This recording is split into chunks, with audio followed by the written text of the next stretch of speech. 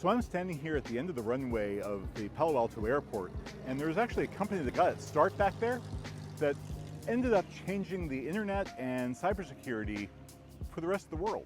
You see, back in the earliest days of the internet, everybody always knew that there were just a finite number of IP addresses, but the purists of the standards board back there were very reluctant to allowing anybody to reuse or basically share IP addresses. That didn't set well for a lot of companies that were struggling with the problem. One of the companies back there, it's called Network Translation Incorporated, their entire job was to go into companies that had gotten acquired by another company and then change everybody's IP address overnight so that there was no disruption in business. And they thought to themselves, there's got to be a better way, because in telephones, they had this concept of sharing telephone numbers called a PBX, a private branch exchange, where a whole bunch of people can have the same phone number. And wouldn't it be nice if you had the same thing where a whole bunch of people could share the same IP address and make it a private internet exchange? And that's where the PIX firewall, PIX, came from. It ended up allowing a whole bunch of people to share the same IP addresses.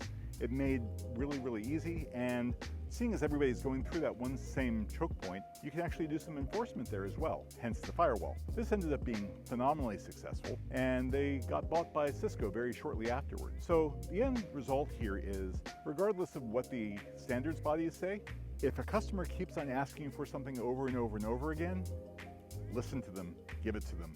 The standards will follow you eventually.